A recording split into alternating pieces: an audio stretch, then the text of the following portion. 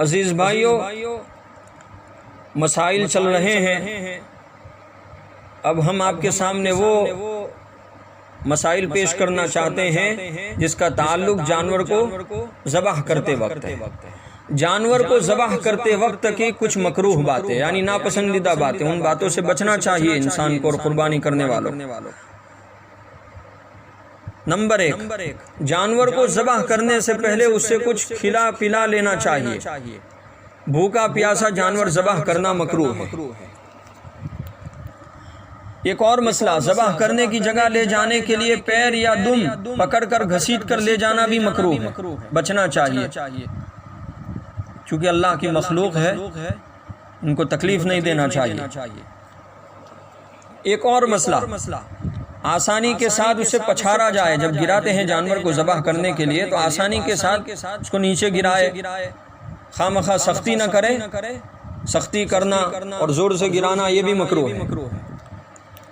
قبلہ رخ بائیں کروٹ پر لٹانا، جب جانور کو ذبح کرے تو قبلہ رخ ہونا چاہیے نمبر 1 پہ۔ نمبر 2 پہ بائیں کروٹ پہ لٹانا تاکہ روح آسانی سے نکل سکے۔ ایک اور مسئلہ کہ جب جانور کو ذبح کرتے ہیں تو چاروں پیروں کو باندھ دینا چاہیے۔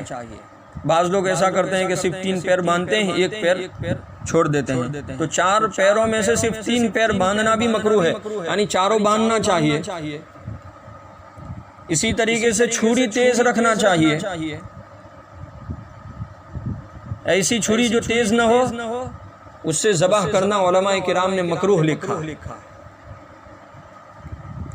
چھری تیز کرنا ہو تو جانور کی نظر سے ہٹ کر تیز کرے، اس کے سامنے چھری تیز کرنا بھی مکروہ ہے۔ ایک اور مسئلہ ہے، جانور کو لٹانے سے پہلے چھری تیز رکھنا چاہیے، لٹانے کے بعد تیز نہیں کرنا چاہیے۔ اگر کسی نے کی تو یہ مکروہ اور ناپسندیدہ ہے۔ حدیث شریف میں آتا ہے کہ ایک آدمی جانور کو پچھاڑنے کے بعد، گرانے کے بعد چھری تیز کرنے لگا۔ یہ دیکھ کر حضور صلی اللہ علیہ وسلم نے فرمایا کہ کیا تو بکرے کو 1 سے زیادہ مرتبہ مارنا چاہتا ہے؟ ظاہر سی بات ہے جب اس کو گرائیں گے پھر اس کے سامنے چھری کو تیز کریں گے، دیر ہوگی تو اس کی تکلیف بڑھتی جائے گی اور اس کی تکلیف میں اضافہ ہوتا جائے گا۔ تو شریعت کی تعلیم یہ ہے کہ پہلے سے چھری کو تیز رکھے۔ ایک اور مسئلہ یہ ہے کہ ایک جانور کو دوسرے جانور کے سامنے ذبح کرنا مکروہ ہے۔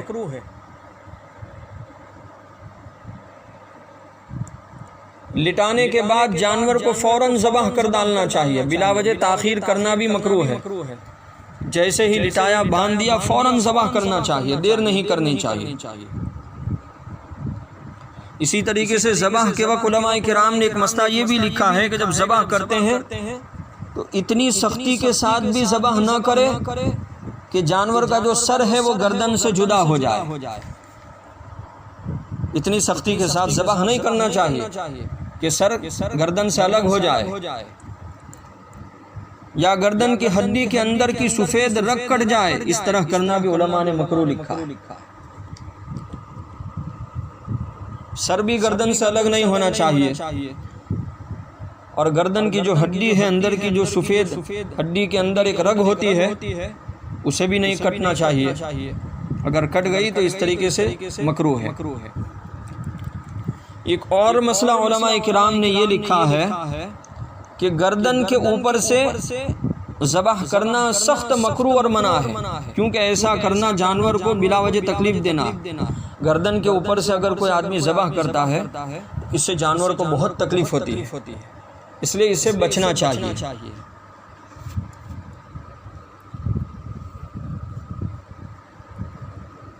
ایک اور مسئلہ یہ ہے، ذبح کرنے کے بعد جانور جب تک ٹھنڈا نہ ہو گردن کو جدا نہیں کرنی چاہیے۔ ذبح کرنے کے بعد جانور کو ذرا ٹھنڈا کر دینا چاہیے اور جہاں سے خون نکل رہا ہے وہاں پر پانی ڈالنا چاہیے تاکہ جانور جلدی ٹھنڈا ہو جائے۔ تو جب ٹھنڈا ہو گیا پھر گردن کو الگ کرنا چاہیے، اور جب جانور ٹھنڈا ہو جائے اس کے بعد ہی جانور کی کھال اور چمڑے کو اتارنا چاہیے اور چھیلنا چاہیے۔ جانور کے ٹھنڈا ہونے سے پہلے گردن اور چمڑا اتارنا علماء کرام نے مکروہ لکھا ہے۔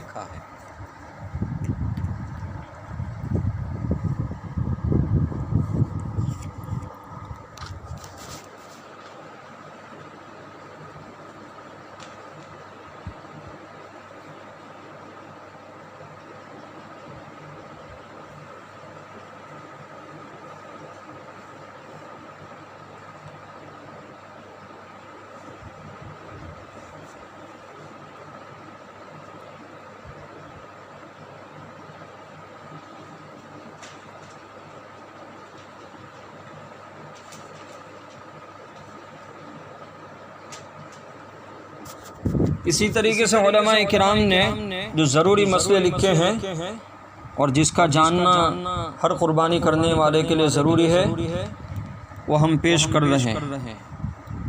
ایک مسئلہ یہ بھی علماء کرام نے لکھا ہے، اگر کسی جانور کی کھال جل جانے کی وجہ سے اس پر بال نہ جمتے ہو، کبھی ایسا ہوتا ہے کہ جانور کی کھال جل جاتی ہے تو بال نہیں آتے اس پر، اگر کسی جانور کی کھال جل جانے کی وجہ سے اس پر بال نہ جمتے ہو اور زخم وغیرہ نہ ہو، جل گیا اور زخم بھی نہیں ہے لیکن ساتھ ساتھ میں بدن کے اوپر بال بھی نہیں آ رہے ہیں اور تمام اعضاء صحیح اور سالم ہے، ٹھیک ٹھاک ہے، بدن کا ہر عضو جانور کے پاؤں وغیرہ، ناک، کان وغیرہ، تو ایسے جانور کی قربانی بھی جائز ہے۔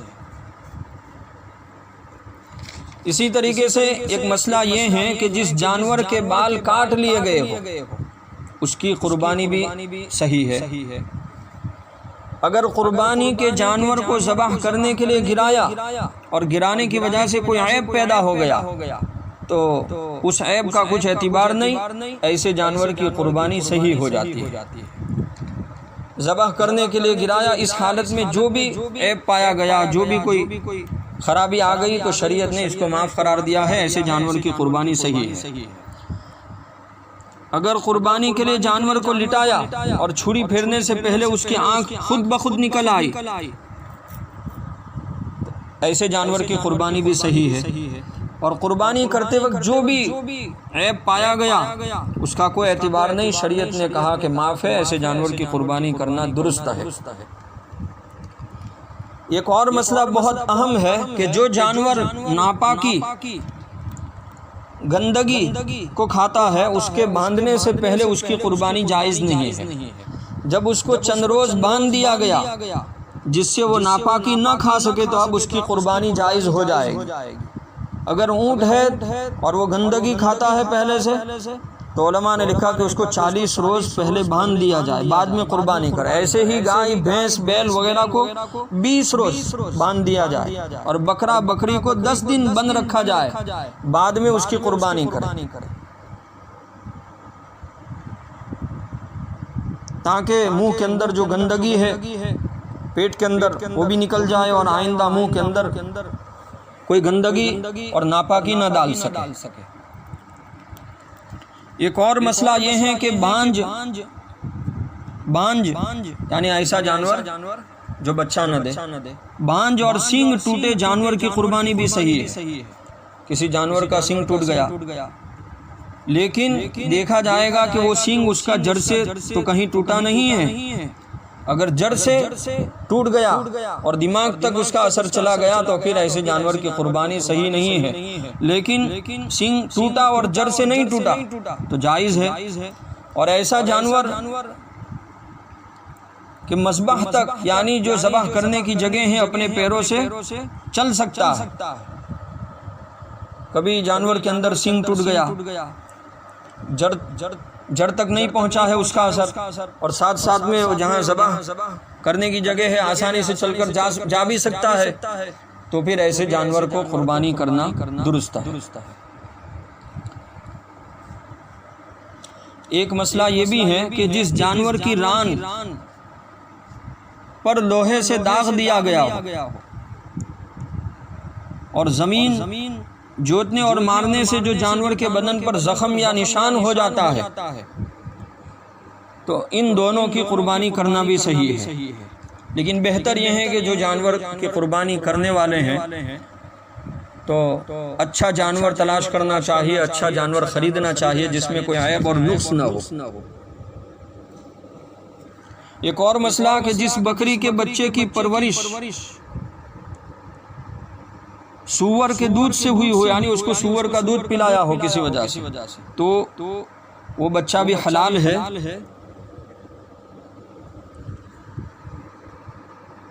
لیکن اس کی شکل یہ ہے کہ کئی روز تک اس کو دوسرا چارہ نہ دینا چاہیے، چند دن ٹھہر جانا چاہیے۔ ایک اور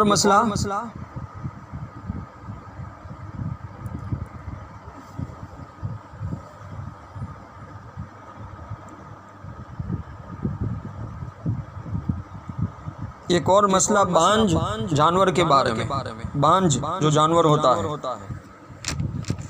تو اس کے لیے مسئلہ یہی ہے کہ بانج جانور کی قربانی بھی جائز ہے، منع نہیں ہے۔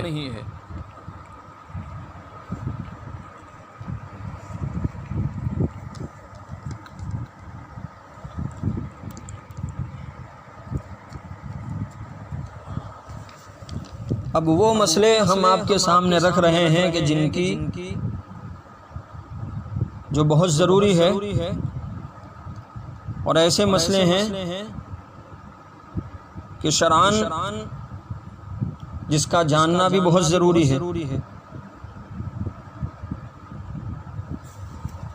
ایسے جانور جن کی شریعت میں قربانی صحیح نہیں ہے، تو سب سے پہلا مسئلہ یہ ہے جس جانور کی ناک کٹی ہو اس کی قربانی بھی صحیح نہیں،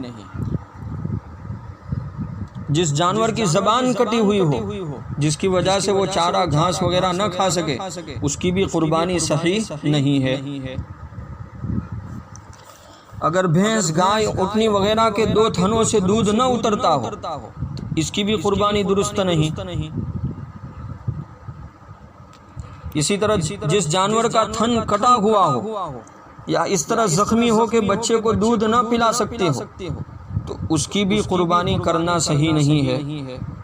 اور جس جانور کی بیماری ظاہر میں معلوم ہوتی ہو، ظاہر میں دکھتی ہو، تو ایسے جانور کی قربانی کرنا بھی صحیح نہیں ہے۔